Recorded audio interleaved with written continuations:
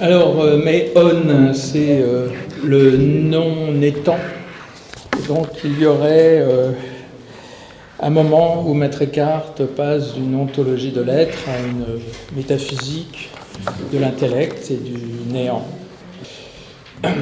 La publication des questions parisiennes, à laquelle notre groupe de recherche se consacre cette année, prolonge le travail entrepris jadis par Émilie Zumbrunn, Alain de Libera et Fernand Brunner et Édouard Weber.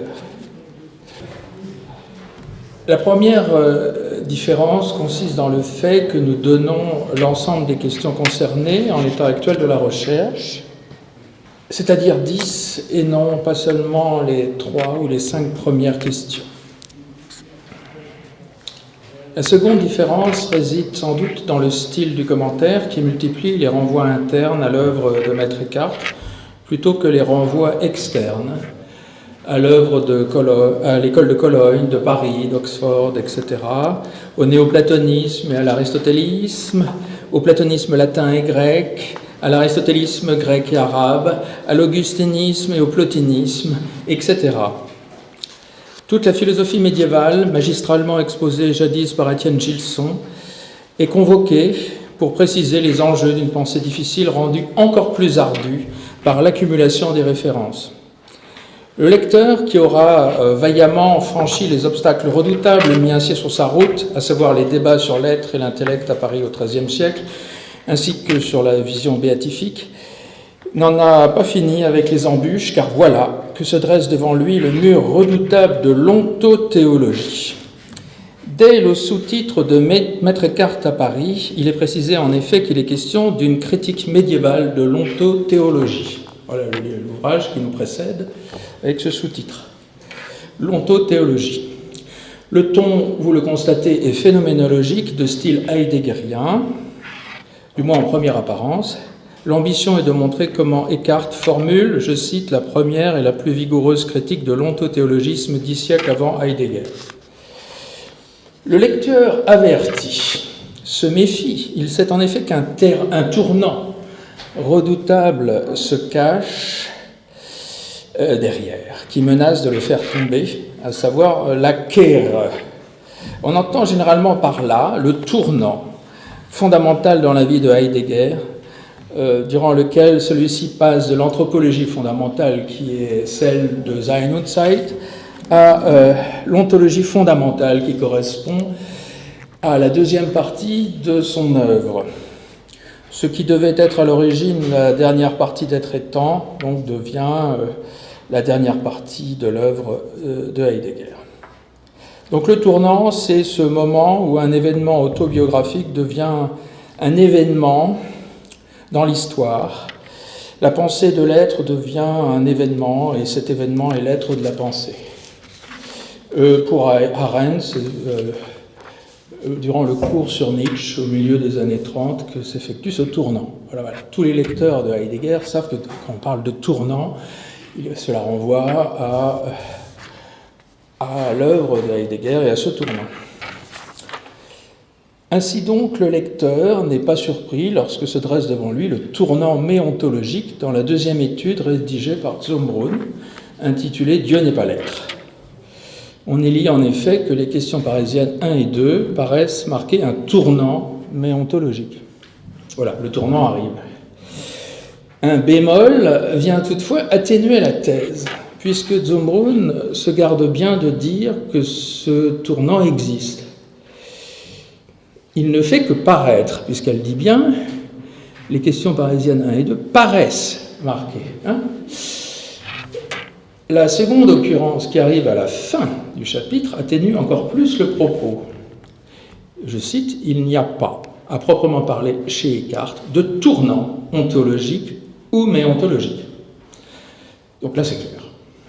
Le terme de tournant est donc à prendre plutôt au sens figuré et non au sens propre. Est-ce à dire que le terme de tournant est inapproprié ? Ou bien faut-il continuer de l'utiliser, mais sans son arrière-plan heideggerien ?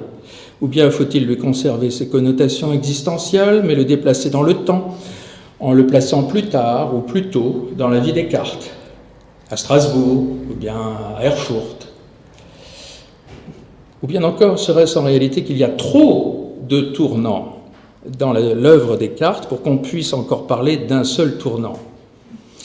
Le retournement de la pensée n'est-il pas en effet consubstantiel à une œuvre qui s'élève des paroles tenues sur Dieu à la parole de Dieu?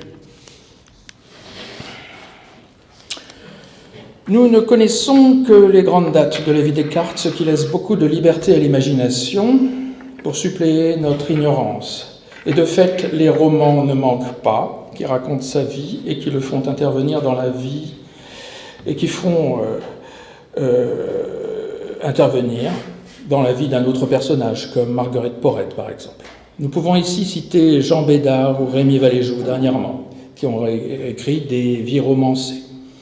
On ne saurait évidemment accuser ces romans de prendre des libertés avec la vérité historique. Cela fait partie du genre qui impose de confronter la petite histoire à la grande, le dérisoire avec le sublime, pour donner à l'ensemble le style romanesque qui sied au drame. Instruit donc par Hugo ou Dumas, celui qui entreprend de romancer la vie de Maître Eckhart le fera donc entrer dans l'histoire par un épisode décisif qui révèle le caractère héroïque du personnage et qui justifie de continuer de suivre ses aventures tout au long du roman. Cette aventure initiale est le tournant majeur d'une vie qui échappe enfin à la banalité quotidienne par sa rencontre avec la grande histoire. C'est dans Les Trois Mousquetaires la rencontre de D'Artagnan avec les Trois Mousquetaires, avec qui il se prend de querelle. Sa hardiesse révèle ses qualités à ses adversaires qui décident de le prendre sous leurs ailes. On peut donc, pourquoi pas, se lancer et imaginer un tournant décisif de la vie des Descartes. Pourquoi ne pas le situer en 1310 et imaginer qu'il serait là, avec d'autres, avec Dante par exemple, ou d'autres, lors du procès et l'exécution de Marguerite Porete. Contemplant consterné le bûcher où se consume la Béguine de Valenciennes, Eckhart prend alors conscience de sa vocation, à savoir de venir au secours des laïcs qui se consacrent à la vie dévote. Celle Saint Paul qui comprend l'horrible homicide qu'il a commis avec d'autres contre Saint-Étienne, la lumière aveuglante de sa faute le conduit à se dévouer hardiment à protéger ceux que l'Église persécute injustement. Cette sollicitude hardie le conduit à prendre parti pour le peuple contre l'institution, pour les laïcs contre le clergé, ce qui ne peut que le mener au martyre grandiose. Son procès condamne en effet ses juges, comme celui de Socrate et de Jésus avant lui. Il ne manque plus que le dernier acte. Interpellé sur le chemin du retour, il meurt à Heidelberg sur le bûcher, après avoir embrassé la foi des Vaudois qu'il persécutait jadis. Alors vous allez me dire que ceci n'est pas vrai, et pourtant j'ai mis là-dedans beaucoup de choses qui ont été dites à propos des Descartes. Évidemment, donc, il faut éviter que les exigences du genre romanesque ne déforment trop la vie du personnage historique, qui deviendra dès lors un héros comme un autre, défenseur de la Béguine et de l'orphelin. Il nous incombe, comme dit Zumbrunn, de démystifier cette histoire. Nous savons ainsi qu'Eckhart est arrivé à Paris plusieurs mois après l'exécution de Marguerite Porete, à laquelle il n'a pas assisté. Nous savons aussi qu'il n'y a pas eu de bûcher à Heidelberg, puisqu'Eckhart est morte dans la foi catholique le 28 janvier 1328, pendant son procès à Avignon, très probablement. Mais la légende noire du bûcher, déjà présente au XVIe siècle, par exemple chez un Nicolas Vignier, en 1587 déjà, continue de hanter les esprits. Enfin, nous avons cessé de croire que les audaces de Maître Eckhart trouvent leur origine dans les prêches en allemand, car ces audaces théologiques déjà présentes dans les conférences Descartes sont la cause de son succès public et non son effet. Sa prédication en allemand a certes été un tournant décisif pour ses auditeurs et aussi pour ses censeurs, qu'ils soient de Strasbourg, de Cologne ou d'Avignon, mais elle ne l'était probablement pas pour lui. Ses prêches ont été ressentis par tous comme un tournant décisif, mais peut-être pas pour lui-même. Et donc, qu'en est-il du tournant méontologique, qui est censé affecter la vie des Descartes à Paris en 1302, tandis qu'il enseigne la théologie? S'agit-il d'un autre épisode imaginaire intégré frauduleusement dans une analyse historique sérieuse? Ou bien s'agit-il d'un épisode capital qui laisse transparaître Eckhart au naturel? Tout part du texte de la première question parisienne, que les Français appellent la deuxième, mais que je continuerai d'appeler la première question parisienne. Cette question se demande si l'être et le connaître sont identiques en Dieu. En Dieu. Après s'être appuyé sur un article de la Somme contre les gentils, et surtout sur la question 14 de la première partie de la Somme théologique, Eckhart prolonge la thèse de Thomas en citant les arguments qu'il a exposés ailleurs ou autrefois, alias, c'est-à-dire dans les commentaires bibliques, et qui disent à peu près la même chose que Thomas. Et puis vient en troisième lieu une déclaration surprenante, un peu déroutante, qui a fait parler. Il ne me semble plus maintenant que Dieu est parce qu'il connaît, mais qu'il est parce qu'il connaît. Ainsi, Dieu est intellect et connaître, et c'est ce connaître intellectif qui est le fondement de son être. D'aucuns ont voulu voir là un retournement, voire un revirement, comme Martin Grammann ou Étienne Gilson. D'autres y voient une espèce de parenthèse entre deux périodes plus classiques, plus ontologiques. Nombreux sont ceux qui entendent ce texte comme une critique visant directement Thomas, comme si Eckhart reniait son thomisme d'école pour devenir enfin le penseur original qu'il est. Privilégiant l'intellect à l'être, au point de penser Dieu comme non-être ou cause de l'être, Eckhart fait figure d'avant-garde, annonçant l'avènement de la philosophie moderne du sujet, en lieu et place de celle ancienne de la substance. Ce type d'interprétation perce déjà dans l'article sur la mystique allemande que le disciple de Hegel, Karl Rosenkranz, a écrit à propos de Suso. Pour lui, l'abandon du latin a permis à l'identité subjective des peuples de s'exprimer librement, notamment à travers la littérature mystique en Allemagne. Ce type d'interprétation, aujourd'hui un peu datée, est accompagné chez les uns de remarques élogieuses, comme chez le philosophe protestant Walter Schultz, et chez les autres de remarques critiques, comme chez les philosophes thomistes. Hervé Pasqua affirme ainsi que, je cite, « le tournant méontologique est nettement amorcé dans les questions parisiennes 1 et 2 ». Pour lui, toute l'histoire de la pensée moderne s'en trouve à marquer, de Tauler à Luther, je cite, de Nicolas de Cuse à Fichte et Hegel. En affirmant en effet la supériorité de l'intellect sur l'être, Eckhart a initié une pensée qui met le sujet en face du monde, et non plus dans le monde, et qui met la croix à la place de la Trinité, sans doute parce que le mystère de Pâques se situe dans le sujet et même dans l'âme du crucifié, qui assume la damnation, c'est-à-dire l'abandon par compassion, comme c'est le cas dans les sermons de Nicolas de Cuse sur ce sujet, notamment le 276 que j'ai traduit. Alors, la lecture des commentaires rédigés par les traducteurs français, Weber, Libera et Zumbrunn, révèle une surprise, à commencer par le ton assez réservé des analyses, voire le scepticisme marqué envers les lectures antithomistes du soi-disant tournant. Émilie Zumbrunn, qui paraît accepter au début de son texte l'idée du tournant méontologique, ne s'en sert en réalité que comme d'un point de départ, tout au plus une hypothèse de travail. Elle distingue certes commodément 3 périodes, caractérisées grosso modo par le langage ontologique avant les questions parisiennes, le langage méontologique pour ces questions et un retour au langage ontologique pour la période d'après. Mais le contenu de son commentaire vient démentir ce plan, au point de conclure qu'il n'y a pas de tournant ontologique ou méontologique, pas plus qu'il n'y a chez Eckhart une philosophie de l'être complétée ou corrigée par une mystique du néant. Car le détail des textes révèle que la dite thèse méontologique n'attend pas 1302-1303 pour advenir, ni ne disparaît brutalement. Difficile de repérer ici ou là un épisode qui marquerait un tournant passant de l'être au néant de l'intellect et de l'intellect au non-savoir de l'un. Remarquons aussi que le tournant, chez Zumbrunn, cesse d'échapper à l'ontologie, en utilisant l'expression de tournant ontologique ou méontologique. Vous voyez ensemble ? Zumbrunn accole ce que d'autres, comme Pasqua, s'efforcent d'opposer, à savoir l'ontologie et la méontologie. Comme si cette opposition avait cessé d'être pertinente à ses yeux. Faut-il en conclure que le tournant en question demeure dans l'ontologie et que le bon hors de l'ontologie se fait plus tard et autrement? A-t-on encore raison de rester attaché à l'idée de tournant? Ne faut-il pas carrément y renoncer? L'étude de quelques sermons allemands révèle d'ailleurs qu'Eckhart est un habitué de ces retournements, de ces tournants argumentatifs. Il y a donc une telle multitude de tournants possibles qu'on ne sait plus très bien où donner la tête. Le deuxième sermon, très connu, déclare ainsi qu'après avoir dit parfois qu'il est dans l'esprit une puissance libre, qu'il a nommé une citadelle, une lumière, une petite étincelle, il faut maintenant en souligner l'anonymat. Je cite, « Mais maintenant, je dis, donc, ich spreche aber nun, ce n'est ni cela, ni ceci, ni cela, mais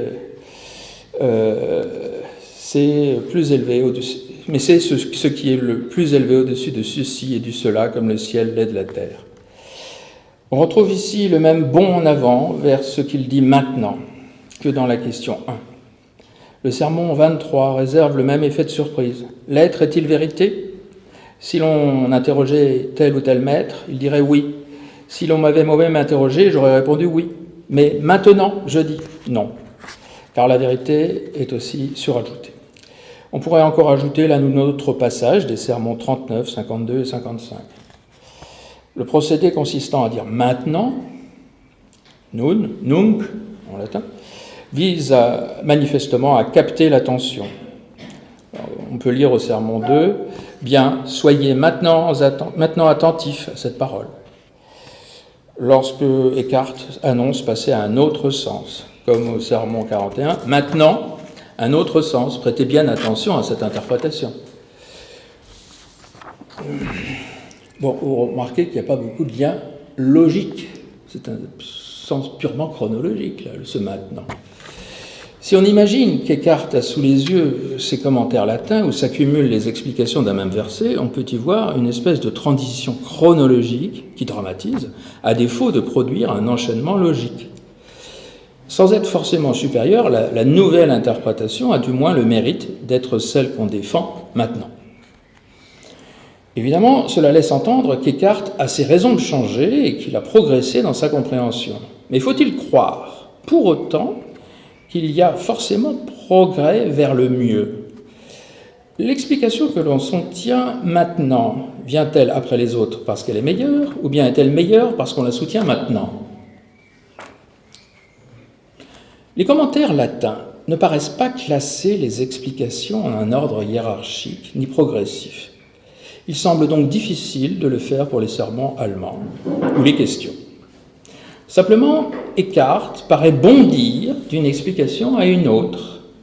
Il ne s'encombre pas des explications passées, il les abandonne sans même se donner la peine de les critiquer. Ça, c'est assez frappant, ça m'a frappé. C'est-à-dire quand, normalement, en bonne dialectique, on ne passe de la thèse à une deuxième thèse qu'après avoir critiqué la première thèse. Or, Eckhart ne le fait jamais. Par exemple, pour passer de Dieu et l'être à l'être et Dieu, on pourrait penser qu'il critique d'abord Dieu et l'être, mais il n'a jamais renoncé à cette thèse. Il la conserve, il l'additionne, il ajoute la thèse numéro 2. Pas d'articulation logique chez lui, juste la joie d'une nouvelle foulée. Comme le dit à peu près saint Paul, excusez la liberté que je prends avec la citation bien connue de saint Paul, oubliant les commentaires passés et tendant avec effort vers les explications à venir, il court droit au but pour remporter le prix de la vocation céleste de Dieu en Jésus-Christ. Edward Weber vient conforter l'analyse de Zumbrunn en achevant de ruiner la fiction d'un Eckhart antithomiste par une analyse historique précise des débats universitaires parisiens de l'époque. Pour lui, la question s'inscrit dans le prolongement de la littérature apologétique prothomiste, suscitée par les condamnations universitaires de 1270 et 1277. Il n'imagine pas Eckhart ne pas apporter sa pierre à l'édifice de la défense de Thomas d'Aquin, attaqué depuis les censures par Henri de Gand, notamment, ou bien Bonaventure, et surtout par le correctoire du franciscain Guillaume de la Mare, renommé par dérision le correctoire du corrupteur par les dominicains. Malgré les audaces de l'analyse, l'intitulé général des questions Descartes révèle son souci d'affirmer son appartenance à l'école de Thomas. Peut-être y a-t-il eu d'autres débats, mais le contexte polémique a, semble-t-il, conduit les dominicains à ne conserver que ces questions-là, qui pourraient leur être utiles dans la défense de Thomas. Ajoutons que Weber attribue la qualification d'ontothéologique non pas à Eckhart, mais aux franciscains, à commencer par Henri de Gand et Duns Scotus, qui ont en commun de mettre l'être comme premier objet connu. La différence entre eux porte sur le fait de savoir si cet être est Dieu, ou bien l'être commun, ou bien l'être en général, ens commune. Donc, l'ontothéologie, c'est ce qu'il y a en face. Ce n'est pas exactement Eckhart lui-même pour Weber. Alain de Libera, dans son commentaire, qui porte sur la question 3, ou la soi-disant question 3, est pleinement d'accord avec Thoburn et Weber. Pour lui, rien n'atteste véritablement qu'Eckhart ait jamais changé d'avis en ce qui concerne le refus de laisser à Dieu. Je le cite. Il repère en effet la même doctrine jusque dans les commentaires ultérieurs sur l'Exode ou la sagesse, voire même sur Jean. Bref, cette fiction théorique d'un Eckhart antithomiste ne tient plus. Mais là encore, une surprise attend le lecteur. Libera marque une hésitation et même une réserve quant à l'idée d'une filiation Descartes à l'égard de Thierry de Freiberg ou Dietrich de Freiberg, pourtant défendu par des commentateurs appréciés comme Kurt Flasch, Burkhard Moisich et Rudimbach. De deux choses l'une, explique-t-il, soit ces questions sont antithomistes, et il est justifié d'en chercher l'origine chez les dominicains antithomistes, soit ces questions ne le sont pas, et l'on gagnerait à s'intéresser aux disciples de Thomas à Cologne. Optant pour la deuxième voie, Libera considère qu'Eckhart ne s'est probablement, je le cite, jamais senti en opposition réelle avec Thomas. D'ailleurs, cette opposition supposée à Thomas a complètement échappé à ses adversaires, ajoute-t-il, comme Gonzalve d'Espagne. De là à conclure que cette opposition n'existe que chez les commentateurs allemands Descartes, il n'y a qu'un pas que Libera hésite à franchir. Donc, il n'attaque pas l'interprétation de ceux qui font Descartes un héritier de Dietrich de Freiberg. Il s'en garde. Eh bien, ce pas, je me propose hardiment de le faire, à mes risques et périls. Il se pourrait, en effet, que Thierry de Freiberg oublie d'appliquer à l'intellect la distinction de l'être et l'essence. Il le refuse, d'ailleurs. Cette distinction qui surgit lorsqu'on pense le créer, et uniquement le créer, et qui se résorbe lorsqu'on pense l'incréé. Ainsi que Eckhart le dit dans L'Homme noble. Cela le conduit à défendre l'idée du pouvoir constitutif de la pensée humaine et donc, quelque part, à inaugurer l'idéalisme allemand, ainsi que le déclare Kurt Flasch.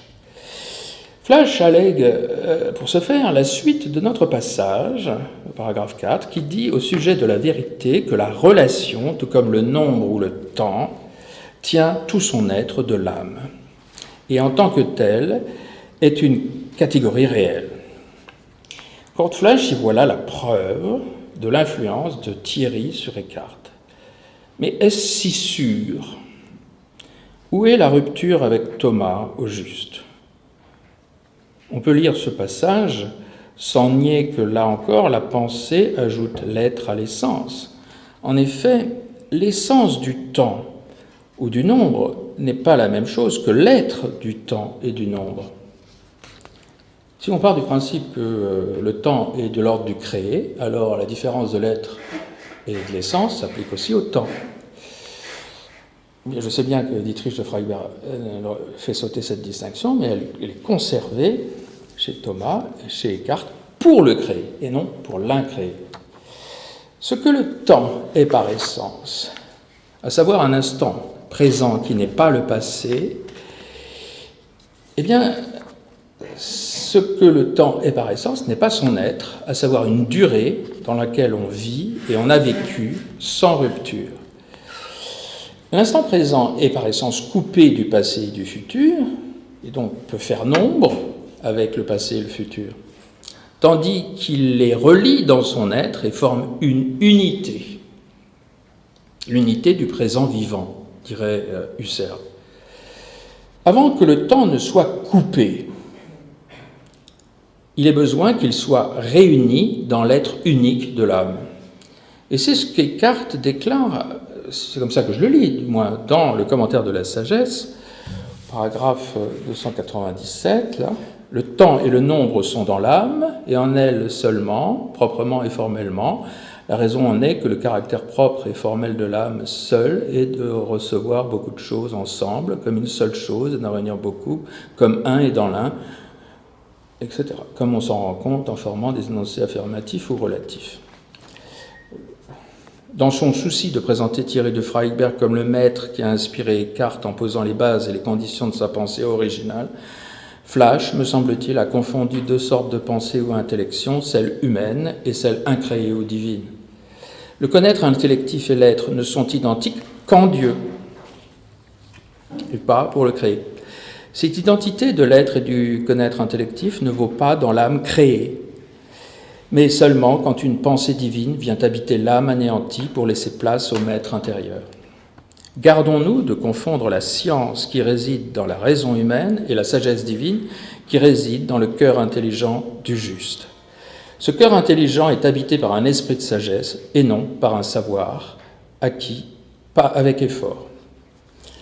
Il nous faut donc reprendre les choses de plus près, au ras du texte en quelque sorte. La question parisienne Descartes nous révèle que ce dernier ne prétend pas contredire Thomas, mais le reprendre et l'approfondir en radicalisant sa position.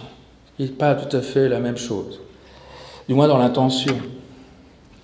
Descartes ajoute en effet cette précision que l'être et le connaître sont en Dieu identiques en réalité, et peut-être en réalité et en raison formelle. Forsan re et ratione. La thèse est donc double. Dans sa première partie, elle dit comme Thomas qu'il y a une identité réelle, et dans sa seconde, elle va un peu plus loin que lui en affirmant, d'accord avec Maïmonide, qu'il y a une unité absolue, réellement et rationnellement aussi. On retient habituellement de Thomas la différence réelle de l'être et de l'essence, mais je crois qu'il est important de ne pas faire de cette différence une différence générale ou transcendantale, car cette différence ne s'applique qu'au créé, pas à l'incréé. Elle a donc un sens régional.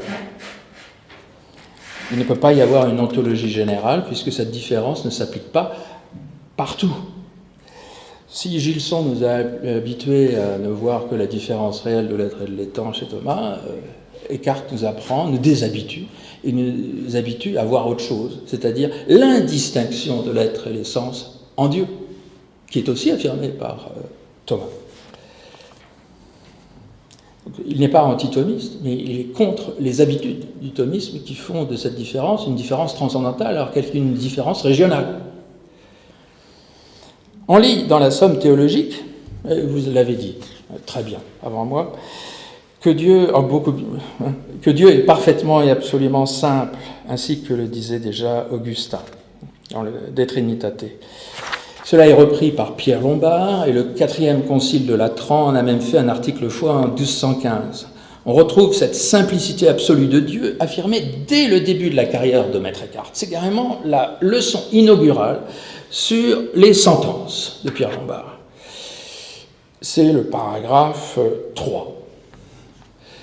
En 1293. Le style de cette conférence est d'ailleurs remarquable puisqu'il est celui des commentaires ultérieurs. Eckhart a fait l'effort de trouver une citation biblique, une autorité qu'il commente de bout à bout. On peut raisonnablement penser qu'il en a fait de même pour la suite. Eckhart disposait du coup d'un fonds, d'un stock de commentaires bibliques dès la fin de son premier enseignement à Paris, en tant que bachelier sentenciaire.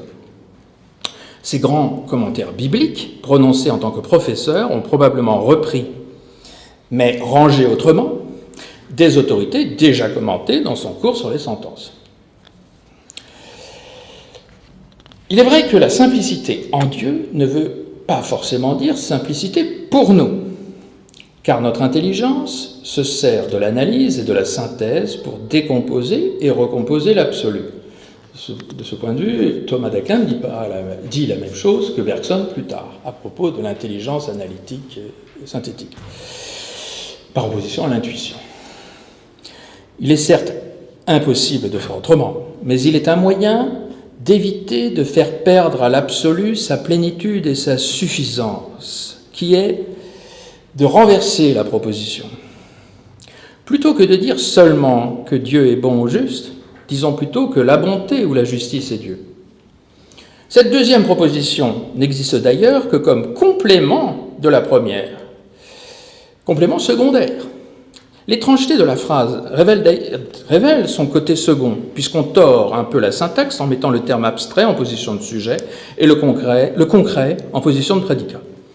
En fait, Eckhart ne dit pas seulement que la bonté est Dieu, il dit que Dieu est bon et que la bonté est Dieu. Il dit les deux. C'est pas l'un ou l'autre, c'est les deux. Il n'y aurait pas de renversement dit de seconde proposition sans conserver la première proposition. On peut ainsi reprendre l'ordre même des sentences de Pierre Lombard ou de la Somme contre les gentils de Thomas et relever les retournements opérés par Eckhart pour souligner la plénitude suffisante de Dieu. Et donc sa simplicité. Lui aussi pense Dieu en distinguant son existence et ses attributs comme la bonté, la justice ou la puissance. Mais au lieu de suivre l'ordre argumentatif qui démontre l'existence de Dieu avant de définir ses attributs, il retourne la proposition « Dieu est bon » en « la bonté est Dieu ». Dès les institutions spirituelles et jusqu'à la consolation divine, il considère que pour l'homme qui vit en Dieu et qui est divinisé, il ne suffit pas de dire que cet homme est bon et juste, mais il faut dire que la bonté et la justice le rendent bon et juste. Donc on retrouve le même renversement. Vient ensuite le moment de penser Dieu en distinguant son essence et ses opérations, pour reprendre le plan même du Lombard, à savoir la pensée, l'intelligere et la volonté qui en procède. L'être est ici comme une cause productrice d'effets et non pas comme une substance avec des attributs. En renversant la proposition, Eckhart ne ruine pas la proposition initiale qui dit que Dieu pense ou Dieu est pensé. Il dit juste qu'il n'y a pas de distinction en Dieu entre la pensée et l'être.